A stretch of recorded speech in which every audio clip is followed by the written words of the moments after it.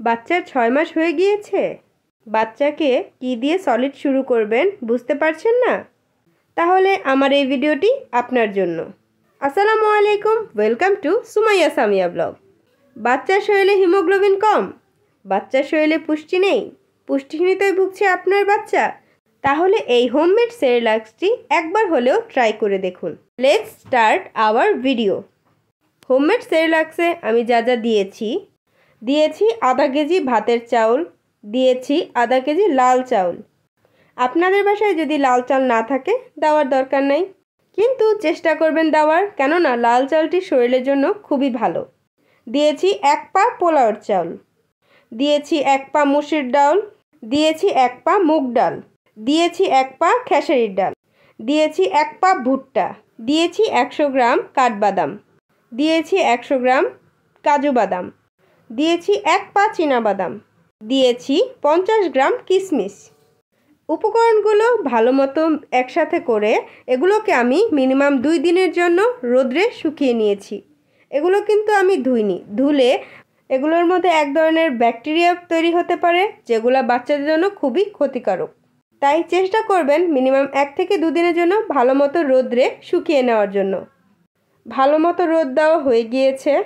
এবার আমি সবগুলো উপকরণকে ভাঙানোর আগে এখানে আমি 24 প্যাকেট নুডলস দিয়েছি।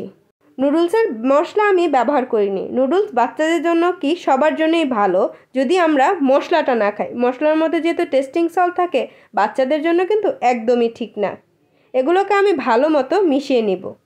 এমন নুডলস আছে যেগুলোর মধ্যে ভালো পরিমাণে ফ্যাট আছে, ওগুলো দেখে নেবেন। লো ফ্যাট নুডলস নেবেন না। নুডলসটা কিন্তু বাচ্চাদের ওজন বাড়াতে সাহায্য করে।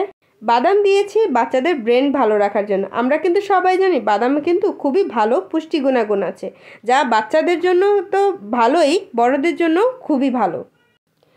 ডক্টররা কিন্তু সাজেস্ট করে সবসময় যেন বাচ্চাদেরকে বাদাম খাওয়ানো যায়। অনেকেই বাদাম খেতে চায় না, এভাবে বাদামটা দিলে বাচ্চারা বুঝবেও না, সহজেই খেয়ে নেবে। এটাকে আমি বাজারে যে দোকানগুলো থেকে চাল ভাঙানো হয় ওই দোকান থেকে ভাঙিয়ে এনেছি। বাসায় ভাঙানে ব্লেন্ডারে পুরোপুরি গুঁড়ো হয় না, বাচ্চার গলায় আটকে যেতে পারে। এটা অনেক সুন্দরভাবে মিহি গুঁড়ো হয়।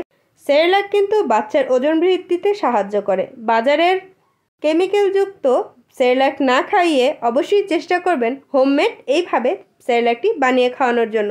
বাচ্চাদের জন্য পুষ্টিকরও হবে, বাচ্চাকে কি খাওয়াচ্ছেন তা জানতেও পারবেন। বাচ্চাকে সারাদিনে 2 বার থেকে 4 বার খাওয়াতে পারবেন, কিন্তু বেস্ট রেজাল্ট হবে বাচ্চাকে মিনিমাম 2 বার খাওয়ানোর ট্রাই করবেন সারাদিনে। পরিমাণ মতো পানি দিয়ে 2 টেবিল চামচ এই সেরেলাক্সটি দিয়ে ভালো মতো রান্না করে খাওয়াবেন। আজকের জন্য এখানেই শেষ করছি। নতুন নতুন ভিডিওর জন্য আমার চ্যানেলটিকে লাইক, শেয়ার, সাবস্ক্রাইব করতে ভুলবেন না। আসসালামু আলাইকুম।